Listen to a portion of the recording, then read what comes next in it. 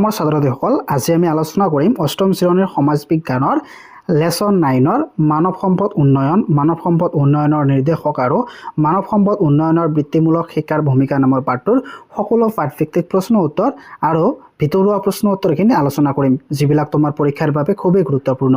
আজিকালি তোমালোকে জানা সকলো পৰীক্ষাত ভিতৰুৱা প্ৰশ্ন উত্তৰ আহে। মই তোমালোকৰ সুবিধাৰ বাবে সকলো ভিতৰুৱা প্ৰশ্ন উত্তৰখিনি মই আলোচনা কৰিম।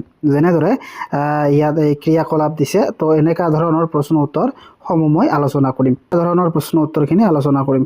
তো পাঠভিত্তিক ক্ৰিয়াকলাপ যোৱাৰ আগতে বা অনুশীলনীত যোৱাৰ আগতে এই মনত ৰাখিবলগীয়া কথাখিনি তোমালোকে ভালদৰে পঢ়িবা। ইয়াৰ পৰা তোমালোকৰ পৰীক্ষাত ভিতৰুৱাৰ পৰীক্ষাৰ প্ৰশ্ন উত্তৰত আহে। তো তোমালোকে এইখিনি ভালদৰে পঢ়িবা। তো অনুশীলনীত 1 নম্বৰত কি কৈছে চমু উত্তৰ লিখা। ইয়াৰ ক নম্বৰ প্ৰশ্নত কি কৈছে মানৱ সম্পদ কাক বোলে। তো ইয়াৰ উত্তৰত তোমালোকে লিখিবা সুস্বাস্থ্যৰ অধিকাৰী যি ব্যক্তিয়ে শিক্ষা আৰু প্ৰশিক্ষণৰ দ্বাৰা কৌশল আৰু দক্ষতা সম্পন্ন হৈ উৎপাদনমূলক কামত নিজকে জড়িত কৰে তেওঁকে মানৱ সম্পদ বোলে। তো ছাত্ৰ-ছাত্ৰীসকল উত্তৰবিলাক তোমালোকৰ একেবাৰে বুজি পোৱাকৈ আৰু একেবাৰে চুটি ভাষাত চুটিকৈ লৈ আনিছোঁ। তো তোমালোকে ভিডিঅ'টো এটা কি কৰিবা এটা লাইক কৰি দিবা যাতে ভিডিঅ'টো যদি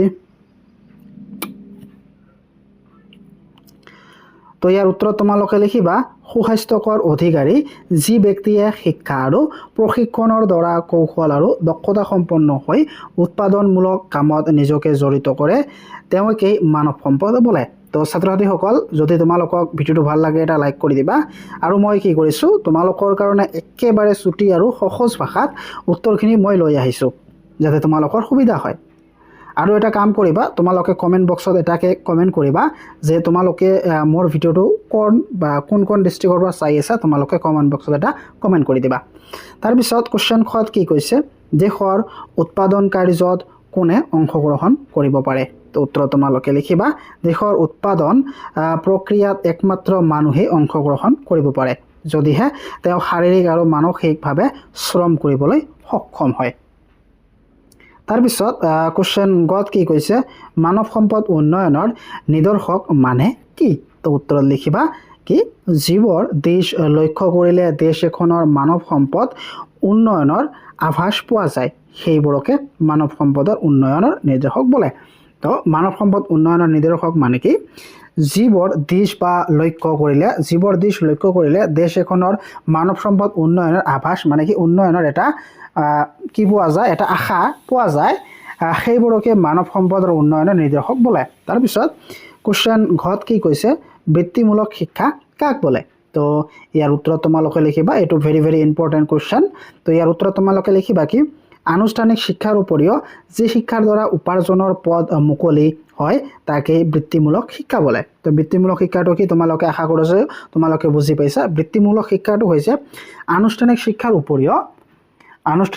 উপৰিও যি শিক্ষাই উপাৰ্জন অৰ্থাৎ কাম কৰিবলৈ টকা উপাৰ্জন কৰিবলৈ আৰু যি হাতৰ কাম বুলি কওঁ এই কামক বুজায় এই উপাৰ্জনৰ পথ মুকলি কৰি দিয়ে মানে উপাৰ্জনৰ ৰাস্তা মুকলি কৰি দিয়ে তাকে বৃত্তিমূলক শিক্ষা বোলে। যেনে ITI এনেকুৱা ধৰণৰ যিবিলাক পঢ়িলে তোমালোকে এটা উপাৰ্জনৰ পথ মুকলি হয়। তাৰপিছত 9 নম্বৰ কুৱেশ্যন কি কৈছে মানৱ সম্পদৰ মূল চালিকা শক্তি কি। উত্তৰত তোমালোকে লিখিবা মানৱ সম্পদ উন্নয়নৰ মূল চালিকা শক্তি হৈছে স্বাস্থ্য উপযুক্ত শিক্ষা আৰু প্ৰশিক্ষণ।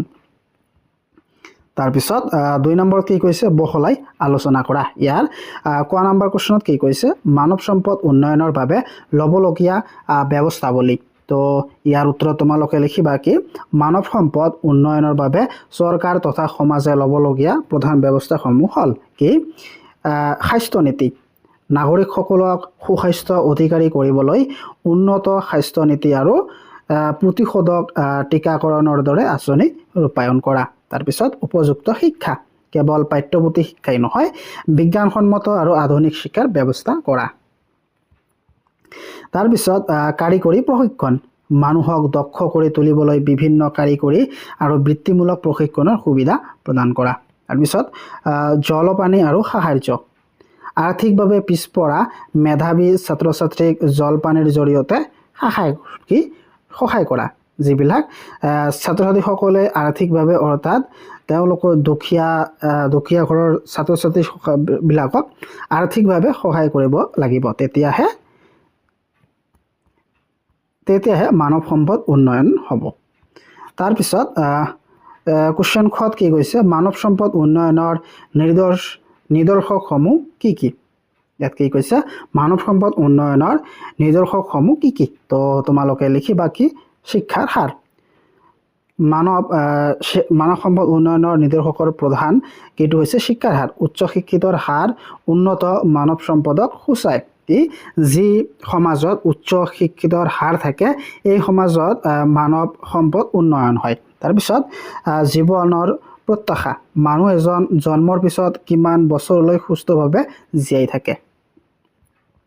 তাৰপিছত শিশুৰ মৃত্যুৰ হাৰ, জন্মকালীন শিশু মৃত্যুৰ হাৰ হ্ৰাস হোৱাটো উন্নয়নৰ লক্ষণ। তাৰপিছত জনমূৰি আয়, মুঠ ৰাষ্ট্ৰীয় আয়ক মুঠ জনসংখ্যাৰ হৰণ কৰিলে পোৱা যায়। তাৰপিছত প্ৰতিষেধক টীকাকৰণ, ই শিশুৰ সুস্বাস্থ্য আৰু দীৰ্ঘ জীৱন নিশ্চিত কৰে। তাৰপিছত বিদ্যালয়ৰ নামভৰ্তিৰ হাৰ উচ্চ আৰু বিদ্যালয়ৰ এৰাৰ হাৰ নিম্ন হোৱা। তাৰপিছত কুৱেশ্যন গত কি কৈছে, মানৱ সম্পদ উন্নয়ন আৰু বৃত্তিমূলক শিক্ষাৰ মাজত থকা পাৰ্থক্য। তো ইয়াৰ উত্তৰ তোমালোকে লিখিবা, মানৱ সম্পদ উন্নয়ন আৰু বৃত্তিমূলক শিক্ষাৰ মাজত ওচৰ সম্পৰ্ক আছে। কি, মানৱ সম্পদ উন্নয়ন আৰু বৃত্তিমূলক শিক্ষাৰ মাজৰ সম্পৰ্কটো একদম ওচৰ চুবুৰীয়া নিচিনা, মানে এটা মুদ্ৰাৰ ইপিঠি সিপিঠি। কেৱল পুথিগত শিক্ষাই এজন মানুহক উৎপাদনক্ষম কৰিব নোৱাৰে। যেতিয়া এজন ব্যক্তিয়ে কোনো বিশেষ বৃত্তিত যেনে দৰ্জী, মেকানিক, বিউটিচিয়ান প্ৰশিক্ষণ লৈ উৎপাদনমূলক কামত যোগ দিয়ে, তেতিয়া তেওঁ দেশৰ বাবে সম্পদ হৈ পৰে।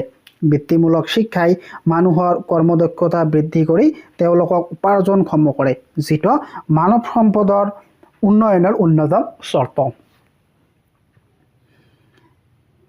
তাৰপিছত এতিয়া আমি কুৱেশ্যন ঘ আলোচনা কৰিম। ইয়াত কি কৈছে, বৃত্তিমূলক শিক্ষাই কিদৰে নিবনুৱা সমস্যা লঘাব কৰাত সহায় কৰে। তো ইয়াত কি কৈছে, বৃত্তিমূলক শিক্ষাই কেনেদৰে নিবনুৱা সমস্যাটো হ্ৰাস কৰিব পাৰে। তো তোমালোকক এইটো লিখিব কৈছে। তো তোমালোকে উত্তৰত লিখিবা, বৰ্তমান পৰিৱৰ্তিত সময়ত চৰকাৰী চাকৰিৰ সংখ্যা সীমিত। বৃত্তিমূলক শিক্ষাই মানুহক আত্মনিৰ্ভৰশীল গঢ়ি তোলে। ইয়াৰ জৰিয়তে ব্যক্তিয়ে স্বনিয়োজনৰ পদ মুকলি কৰিব পাৰে। উদাহৰণস্বৰূপে মটৰ মেকানিক, ইলেক্ট্ৰিচিয়ান বা কম্পিউটাৰ মেৰামতিৰ প্ৰশিক্ষণ লৈ এজন যুৱকে আনৰ চাকৰিৰ ওপৰত নিৰ্ভৰশীল নকৰি নিজকে উপাৰ্জন কৰিব পাৰে। তো তোমালোকে কি কৰিবা, ইয়াত মানে কি বুজাইছে, বৰ্তমান সময়ত চৰকাৰী চাকৰিৰ সংখ্যা একেবাৰে কম। তো বৃত্তিমূলক শিক্ষাই মানুহক আত্মনিৰ্ভৰশীল কৰি তোলে। বৃত্তিমূলক শিক্ষা যেনেদৰে মটৰ মেকানিক, ইলেক্ট্ৰিচিয়ান, কম্পিউটাৰ মেৰামতি, মোবাইল মেৰামতি, বিউটিচিয়ান, তো এইবিলাক প্ৰশিক্ষণ লৈ এজন যুৱকে আনৰ চাকৰিৰ ওপৰত নিৰ্ভৰ নকৰাকৈ নিজকে উপাৰ্জন কৰিব পাৰে। এনেদৰে বৃত্তিমূলক শিক্ষাই শিক্ষিত নিবনুৱাৰ সংখ্যা হ্ৰাস কৰি সমাজৰ অৰ্থনৈতিক অৱস্থা উন্নত কৰে। তাৰপিছত 3 নম্বৰত কি কৈছে, অশুদ্ধ নিৰ্ণয় কৰা। তো ইয়াৰ কোৱাত কি কৈছে, প্ৰাকৃতিক সম্পদৰ বৃদ্ধি হ'লে দেশৰ উৎপাদন বৃদ্ধি হয়। তো এইটো কি হ'ব, এইটো অশুদ্ধ হ'ব। তাৰপিছত খত কি কৈছে, মানুহ মাত্ৰেই মানৱ সম্পদ নহয়। এইটো শুদ্ধ হয়, মানুহ মাত্ৰেই মানৱ সম্পদ নহয়। মানুহ এজনে উৎপাদনমূলক কাম নকৰে, যেনে বৃত্তিমূলক কাম নকৰে, তেতিয়ালৈকে এই মানুহটো মানৱ সম্পদ নহয়। যেতিয়া মানুহ এজনে উপাৰ্জন কৰিব, তেতিয়াহে এই মানুহজনে মানৱ সম্পদ বুলি তাক অভিহিত কৰা হয়। তাৰপিছত গত কি কৈছে, জনসংখ্যা বৃদ্ধিয়ে মানৱ সম্পদৰ বৃদ্ধি হোৱা নুবুজায়। হয়, এইটো শুদ্ধ। কেৱল জনসংখ্যা বৃদ্ধিয়ে মানৱ সম্পদ নুবুজায়। জনসংখ্যা বৃদ্ধি হোৱাৰ লগে লগে মানুহবিলাকে উপাৰ্জনমূলক কাম কৰিব লাগিব, তেতিয়াহে তাক মানৱ সম্পদ বুলি ক'ব পাৰি। তাৰপিছত ঘৰত কি কৈছে, উচ্চ জীৱন প্ৰত্যাশাই অনুন্নত মানৱ সম্পদক সূচায়। এইটো কি, এইটো অশুদ্ধ হ'ব। অউন্নত মানৱ সম্পদক সূচায়। তো এইটো কি হ'ব অশুদ্ধ হ'ব। তাৰপিছত উঙত কি কৈছে ৰাষ্ট্ৰীয় আয়ৰ বৃদ্ধিয়েই দেশ এখন স্বাৱলম্বী হোৱাত সহায় কৰে। হয়, এইটো শুদ্ধ। তাৰপিছত চত কি কৈছে জন্মকালীন শিশুৰ মৃত্যুৰ হাৰে মানৱ সম্পদ উন্নয়নত বাধা সৃষ্টি কৰে। এইটো শুদ্ধ হ'ব।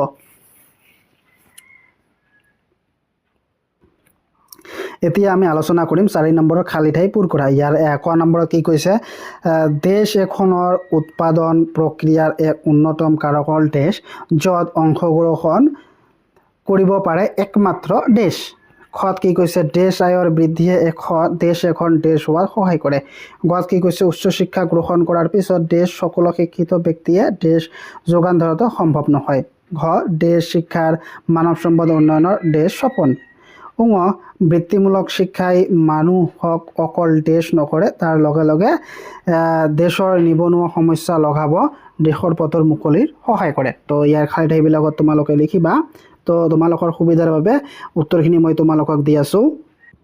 তো ইয়াৰ ক নম্বৰ উত্তৰত তোমালোকে লিখিবা এখন দেশৰ উৎপাদন প্ৰক্ৰিয়াৰ এক উন্নতম কাৰক হ'ল কি শ্ৰম। খালী ঠাইত লিখিবা শ্ৰম য'ত অংশগ্ৰহণ কৰিব পাৰে একমাত্ৰ মানুহে। খালী ঠাইত লিখিবা মানুহে। তাৰপিছত খৰ উত্তৰত তোমালোকে লিখিবা খালী ঠাইত লিখিবা ৰাষ্ট্ৰীয় আয়ৰ বৃদ্ধিয়ে দেশ এখন স্বাৱলম্বী। তাৰপিছত খালী ঠাইত লিখিবা স্বাৱলম্বী হোৱাত সহায় কৰে। তাৰপিছত গত কি কৈছে উচ্চ শিক্ষা গ্ৰহণ কৰাৰ পিছত খালী ঠাইত লিখিবা চৰকাৰে সকলো শিক্ষিত ব্যক্তিকে দেশ অৰ্থাৎ খালী ঠাইত লিখিবা চাকৰি যোগান ধৰাটো সম্ভৱ নহয়।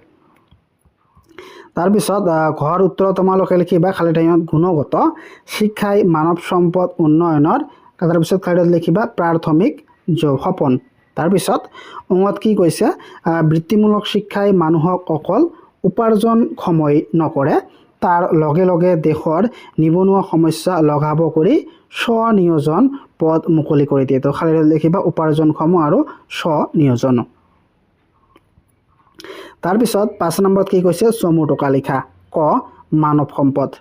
তো ইয়াৰ উত্তৰত তোমালোকে লিখিবা জনসংখ্যা আৰু সম্পদ একে নহয়। যেতিয়া এজন মানুহে শিক্ষা স্বাস্থ্য আৰু প্ৰশিক্ষণৰ জৰিয়তে দেশৰ অৰ্থনৈতিক কাম কাজত অৰিহণা যোগাব পাৰে তেতিয়া তেওঁক মানৱ সম্পদ বোলা হয়। বিশেষভাৱে সক্ষম ব্যক্তিও উপযুক্ত শিক্ষা পালে মানৱ সম্পদ হ'ব পাৰে। তো ইয়াত কি কৈছে যেতিয়ালৈকে এজন মানুহে উচ্চ শিক্ষা স্বাস্থ্য প্ৰশিক্ষণৰ জৰিয়তে দেশৰ অৰ্থনৈতিক অৰ্থাৎ দেশৰ অৰ্থনৈতিক কাম কাজৰ অৰিহণা যোগাব পাৰে তেতিয়াহে তাক আমি মানৱ সম্পদ বুলি কওঁ। বিশেষভাৱে সক্ষম মানুহেও বা বিশেষভাৱে যিবিলাক মানুহেই জন্মগতভাৱে বিশেষভাৱে সক্ষম এই ব্যক্তিও উপযুক্ত শিক্ষা পালে মানৱ সম্পদ হ'ব পাৰে। তাৰপিছত খ মানৱ সম্পদ উন্নয়ন। তো তোমালোকে ইয়াৰ উত্তৰ লিখিবা মানুহক সম্পদলৈ ৰূপান্তৰ কৰাৰ যি প্ৰক্ৰিয়া তাকেই মানৱ সম্পদ উন্নয়ন বোলে। ইয়াৰ বাবে চৰকাৰে আধুনিক শিক্ষা স্বাস্থ্য নীতি আৰু বিভিন্ন প্ৰশিক্ষণৰ আঁচনি গ্ৰহণ কৰে। এই ৰাষ্ট্ৰীয় আয় বৃদ্ধিত সহায় কৰে।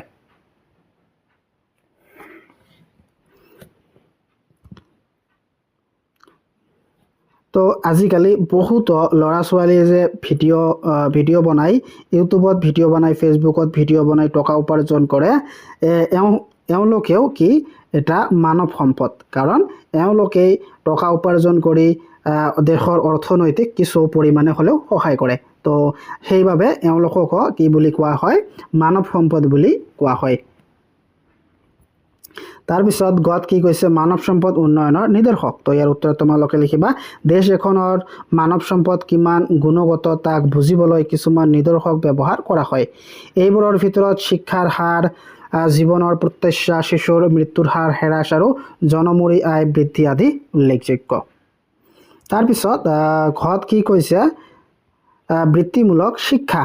তো ইয়াত তোমালোকে ইয়াৰ উত্তৰ লিখিবা যি শিক্ষাই ব্যক্তি এজনক হাতৰ কাম শিকাই স্বনিৰ্ভৰশীল কৰে তাকে বৃত্তিমূলক শিক্ষা বোলে। অৰ্থাৎ কি যি শিক্ষাই এজন ল'ৰা বা ছোৱালীক কি কৰে স্বনিৰ্ভৰশীল অৰ্থাৎ নিজে উপাৰ্জন কৰিব পাৰে এই শিক্ষাটোৰ জৰিয়তে তাকে কি বৃত্তিমূলক শিক্ষা বোলে, যেনে কি মটৰ মেকানিক হওক নাইবা mobile mechanic, computer mechanic, electrician, এই সকলোবিলাক হৈছে কি বৃত্তিমূলক শিক্ষা। যেনে চিলাই, মোবাইল মেৰামতি, বিউটিচিয়ান প্ৰশিক্ষণ আদি। ভাৰতৰ ৰাষ্ট্ৰীয় শিক্ষা নীতি 2020ত এই শিক্ষাৰ ওপৰত বিশেষ গুৰুত্ব দিয়া হৈছে।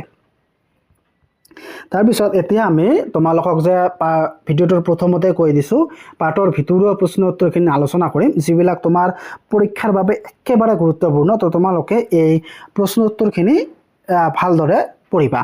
তো ইয়াৰ প্ৰথম প্ৰশ্নটোত কি কৈছে, মানৱ সম্পদ হ'বলৈ মানুহক কি গুণৰ অধিকাৰী হ'ব লাগিব।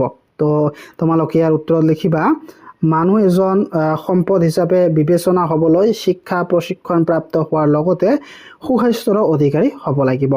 তাৰপিছত 2 নম্বৰ প্ৰশ্নত কি কৈছে, দেশৰ উৎপাদন কাৰ্যৰ 4টা মূল উপাদান। তো তোমালোকে লিখিবা ভূমি, শ্ৰম, মূলধন আৰু সংগঠন।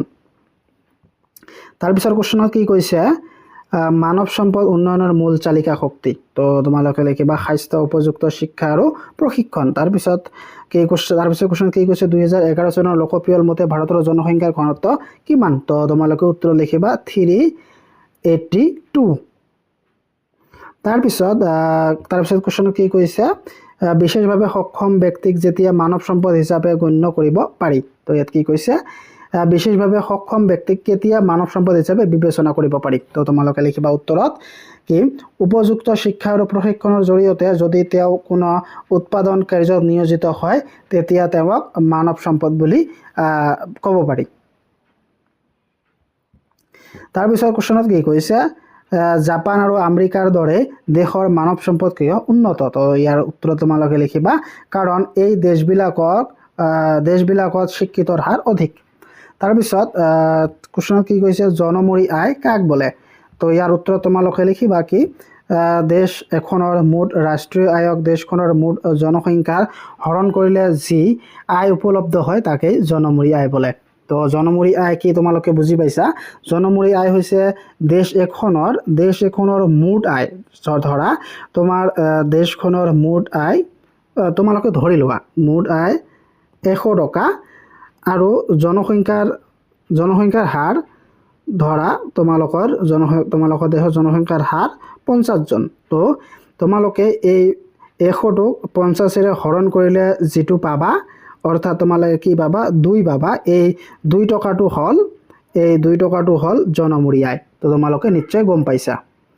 তাৰপিছত সংক্ষিপ্ত প্ৰশ্ন উত্তৰ। তো ইয়াৰ প্ৰথম প্ৰশ্নটোত কি কৈছে, কেৱল জনসংখ্যা বৃদ্ধি হ'লে কিয় মানৱ সম্পদ উন্নত নহয়। তো উত্তৰত তোমালোকে লিখিবা কাৰণ সকলো মানুহে উৎপাদনত অংশ ল'ব নোৱাৰে। যদিহে মানুহ এজন শাৰীৰিক আৰু মানসিকভাৱে শ্ৰম কৰিবলৈ সক্ষম নহয় অথবা তেওঁ কোনো কাৰিকৰী দক্ষতা নাথাকে তেন্তে তেওঁ সম্পদ হ'ব নোৱাৰে। তাৰপিছৰ প্ৰশ্নত কি কৈছে, ৰাষ্ট্ৰীয় আয়ৰ বৃদ্ধিয়ে দেশ এখনক কেনেকৈ সহায় কৰে। তো উত্তৰ লিখিবা ৰাষ্ট্ৰীয় আয়ৰ বৃদ্ধিয়ে দেশ এখনক স্বাৱলম্বী হোৱাত সহায় কৰে। ই দেশৰ উন্নয়ন আৰু জনমূৰি আয় বৃদ্ধিত অৰিহণা যোগায়।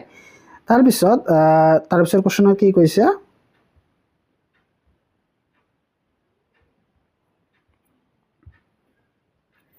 মানৱ সম্পদ উন্নয়নৰ স্বাস্থ্যৰ ভূমিকা কি। তো উত্তৰ লিখিবা সুস্বাস্থ্য মানুহ কৰ্মশক্তি বঢ়ায়। লগতে প্ৰতিষেধক টিকাকৰণৰ দৰে স্বাস্থ্য সজাগতাই শিশুৰ স্বাস্থ্য আৰু দীৰ্ঘ জীৱনৰ সুৰক্ষা প্ৰদান কৰে, যিটো মানৱ সম্পদৰ এক গুৰুত্বপূৰ্ণ নিদৰ্শক। তাৰপিছৰ প্ৰশ্নত কি কৈছে, অসমৰ নিবনুৱা সমস্যাৰ এক কাৰণ পাঠটোৰ আধাৰত লিখা। তো উত্তৰত তোমালোকে লিখিবা পাঠটোৰ মতে প্ৰচলিত শিক্ষা ব্যৱস্থাই মানুহক সম্পূৰ্ণৰূপে আত্মনিৰ্ভৰশীল কৰি গঢ়ি তুলিব পৰা নাই আৰু মানুহে কেৱল চৰকাৰী চাকৰিৰ ওপৰত নিৰ্ভৰ কৰি থকাৰ বাবে শিক্ষিত নিবনুৱাৰ সংখ্যা বৃদ্ধি পাইছে। তো ছাত্ৰ ছাত্ৰীসকল, যদি ভিডিঅ'টো তোমালোক ভাল লাগিছে এটা লাইক কৰি দিবা আৰু মোৰ চেনেলটোত যদি নতুন হৈছে তেনেহ'লে ছাবস্ক্ৰাইব কৰিবলৈ নাপাহৰিবা।